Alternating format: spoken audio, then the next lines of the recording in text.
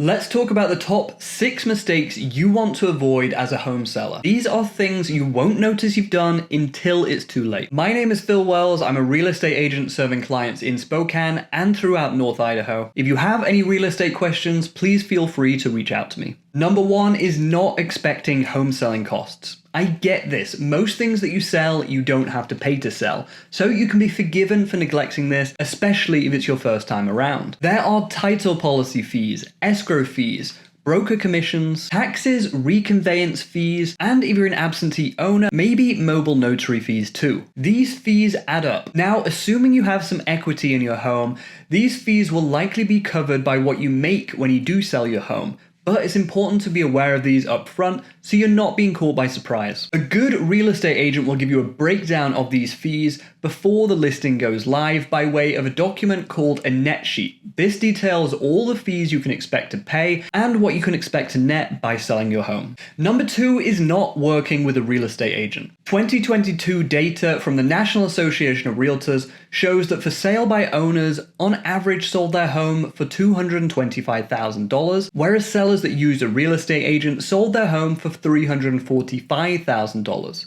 Talk about a false economy. The math is clear, it pays to use an agent. Do yourself a favor though and hire an experienced agent, someone that knows what they're doing. Don't be tempted just to hire your sister's friend that just got her real estate license because you think you'll be doing them a favor. This could cost you a lot of money. Number 3 is pricing your home wrong. List it too high and your home will sit on the market for days and maybe even weeks. You may have price reduction after price reduction until your listing appears desperate enough to receive a lowball offer that you accept just to be done with it all. List it too low and you risk leaving tens of thousands of dollars on the table. Don't trust Zillow estimates. Don't rely on your gut instinct that your home is worth more than your neighbor's home just because.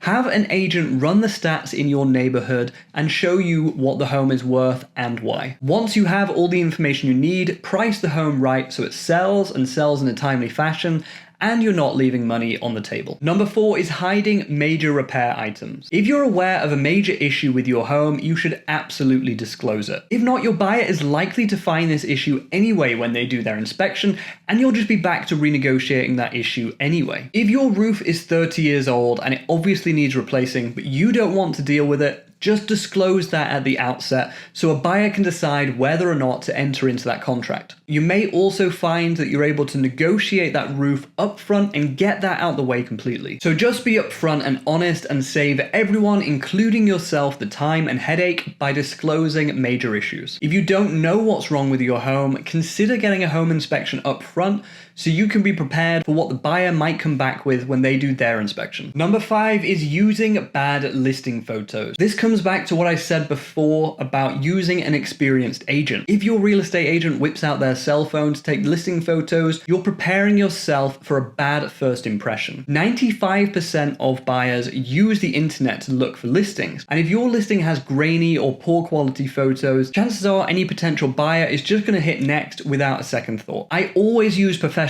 photographers and videographers for my listings. It costs a lot of money, but it's well worth it. Number 6 is limiting showings. If you have young kids or you work from home, there's not much you can do here. But if you're deciding to limit showing times to banking hours for no good reason, then you are restricting the number of buyers that are going to come and see your listing. Try be flexible here. If you can be out with 1 hour's notice and allow showings until a reasonable hour in the evening, this is ideal. Most buyers shop after work or on the weekends, and you have to accommodate them if you want them to buy your home. If you have dogs, have a kennel ready in your home that you can put them in if you're not taking your dogs with you, or have them in a particular room in the house that you can lock and put a big sign on the door there saying dogs in the room, so any buyer knows that they're in there. Treat showings as a temporary inconvenience, not something to be constrained or controlled. That's it for this video. Please like, comment, and subscribe. That really does help me out. If you're looking at buying or selling a home in the Spokane or Coeur d'Alene area, then please reach out to me. Give me a call, shoot me a text, send me an email, and I'd be honored to work with you.